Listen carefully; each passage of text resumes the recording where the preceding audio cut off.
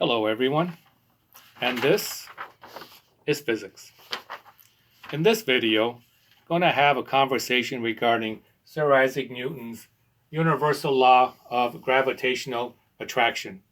Specifically, we're going to solve this word problem, and it states here in the word problem, what is the magnitude of the force of gravitational attraction between two solid spheres if one has a mass of 1.55 times 10 to the 5 kilograms, and the other has a mass of 2.22 times 10 to the power of 6 kilograms.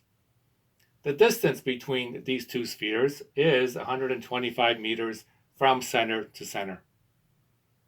Now, the first thing we need to do is extract some information from the word problem and draw a little diagram. So I'm going to go ahead and do just that.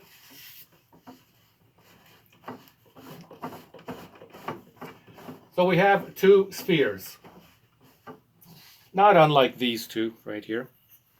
Spheres, one large, one a little bit smaller. And the distance between them is going to be from center to center, from the center of this one to the center of that one. So I'm going to draw a little picture with respect to the word problem, which was stated earlier.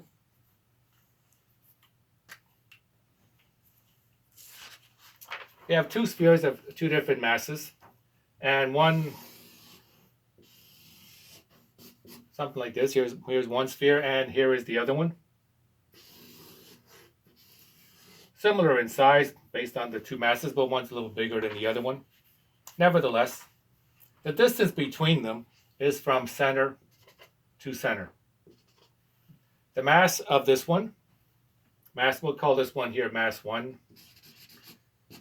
M1 is equal to, and we'll make this one 2.22 times 10 to the power of 6 kilograms. Mass of the second sphere, call this one M2. And that one has a mass of 1.55,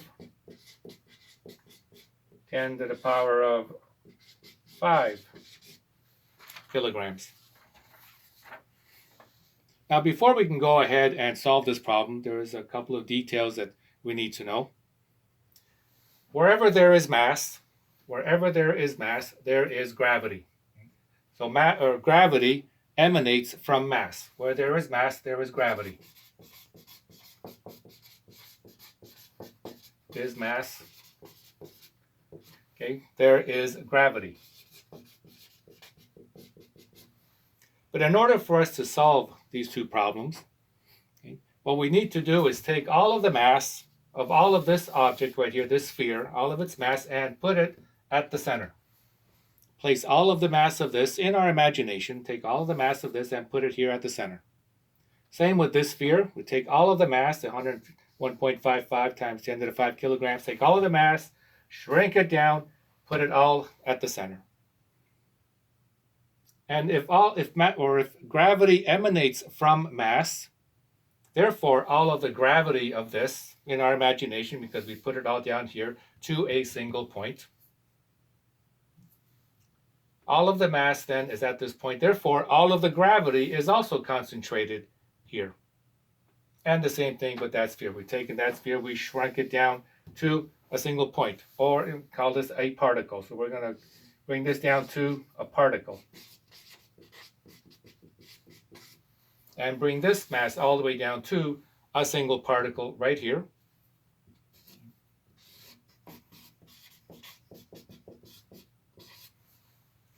All of the mass is here, all of the mass is there. Since wherever there is mass, there is gravity, therefore all of the gravity for this particular object is concentrated here, and all of the gravity of this particular object is also concentrated here at the centers. Then we're going to look at Newton's universal law of gravity, of gravitational attraction, and it states the force of gravity, or the gravitational attraction between two objects, 1 and 2, is equal to G is known as the constant of proportionality. I'll talk about this in a moment. Constant of proportionality, some value G, times the mass of the first object, times m1, times the mass of the second object divided by the distance between them. The distance between them is written as a little r, the distance between them squared. And that distance between them is from center to center. Therefore, that distance from the center to the center is r in our equation. This value here is g, known as the constant of proportionality. Now, Isaac Newton came up with this part of the equation right here, part of this, around 1686. Came up with this proportionality, force of gravity between two masses divided by the distance between them squared. What he was lacking in order to put in an equal sign here is this constant. And this constant here was discovered by Henry Cavendish. Now let's write his name down here.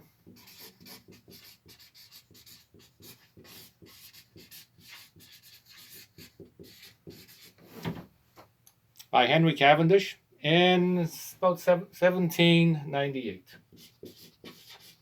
So it was about 100 years later.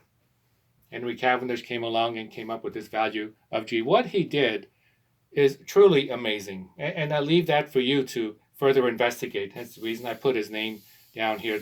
What he did is, in fact, an amazing feat for 1798. Anyways, he came up with this term, value of g. And I wrote it up here earlier next to the word problem. Here's our word problem with the information that we need. And the value of g, thanks to Cavendish, is 6.67 times 10 to the minus 11 Newton meter squared per kilogram squared. This is a constant. We're going to use that with this equation. Standard constant.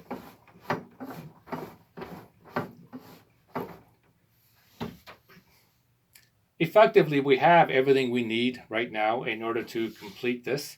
And the force of gravity is the gravitational attraction of this object onto this object, and the gravitational attraction of this object onto that object. And it could be written something like this. It is attracted to with the force of gravity, and this object is attracted to this object with the same force. And we're going to calculate force of gravity, gravitational attraction between these two objects, using this equation. The other thing that we need to check before going ahead and doing this is look for base units. Base units. This equation works when we have proper base units. For mass, the base unit needs to be the kilogram. For distances, the base unit needs to be the meter. And the distance between these two, according to our word problem, was given to us as a distance of 125 meters. So we have the proper units, meters, kilograms, and kilograms. And G is also already in base units. Newton, well, it's a derived unit, derived from the original base units, and the meters and the kilograms. So we're ready to go. All the units properly match. All we need to do now is put those numbers into this equation and to calculate the force of gravity, gravitational attraction between these two objects. Doing that, let's put in the numbers. Force of gravitational attraction between the two objects, sub g, F sub g, is equal to Cavendish constant of proportionality, which we said was 6.67, 10 to the power minus 11, and the units were Newton meter squared per kilogram squared, times the mass of the first object, or it doesn't matter which one, mass of one of the objects. So we'll choose the 1.55, 10 to the power of 5 kilograms, and times the second object. And the way I have it written here in my notes, 2.22 times 10 to the power of 6 kilograms. So it's G times mass 1 times mass 2 divided by the distance between them from center to center, r squared. And the distance between them, center to center, 125 meters, center to center. And that will be squared.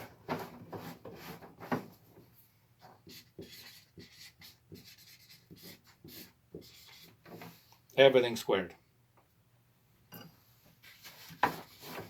Effectively, right here, okay,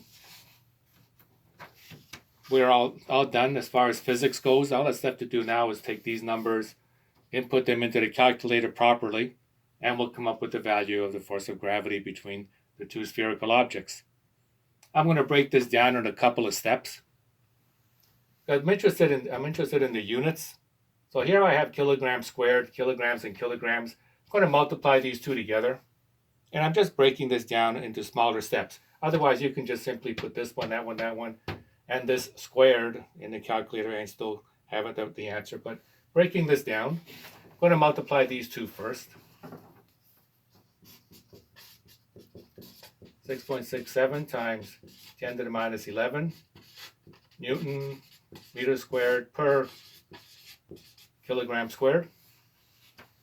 And you'll notice how I write the per kilogram squared. Sometimes I write it completely underneath, or sometimes I just leave it in the units. But it's in the denominator, and both of these here are perfectly valid. I'm going to multiply these two numbers together. In doing so, I get 3.441 times 10 to the power of 11. And the units need to multiply, so kilograms times kilograms is kilograms squared.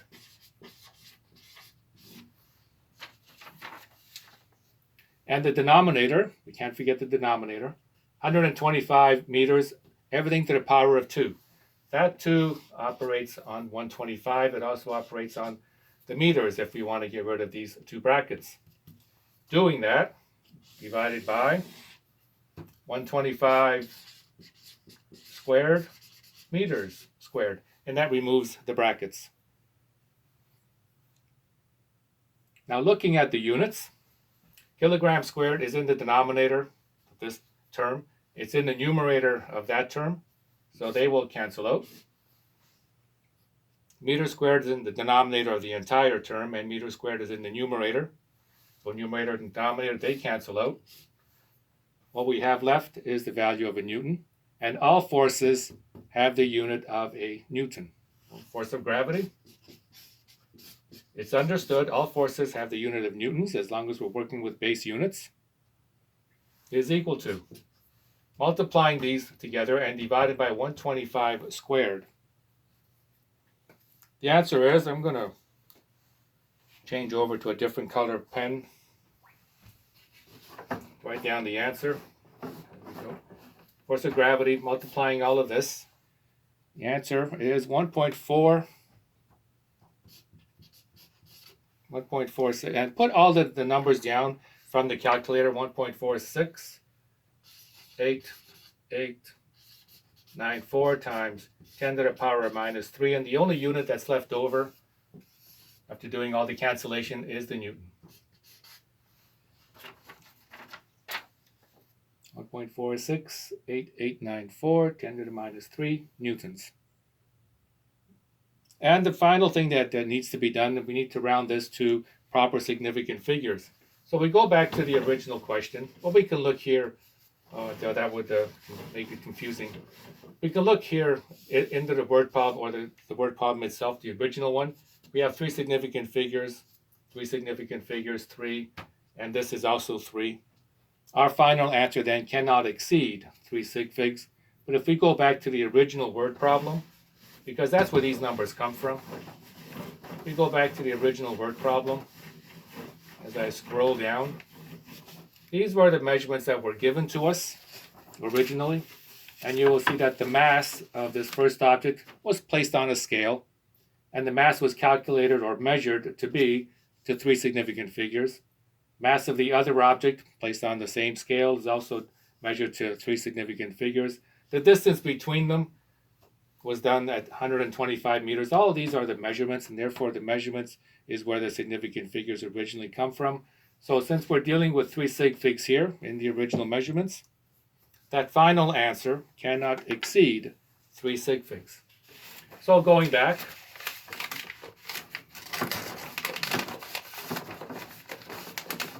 as I scroll back to the question and final answer, this needs to be rounded to 3 digits.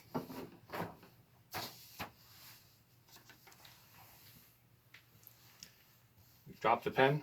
Gravity. See, as soon as you let it go, gravity pulls it down. And we have here 1, 2, 3. Look at that fourth one. Round up or down. This is greater than 5. Round up. Less than 5. Round down. And we're going to round up. 10 to the power of minus 3 newtons. And this is the gravitational attraction between the 2 objects.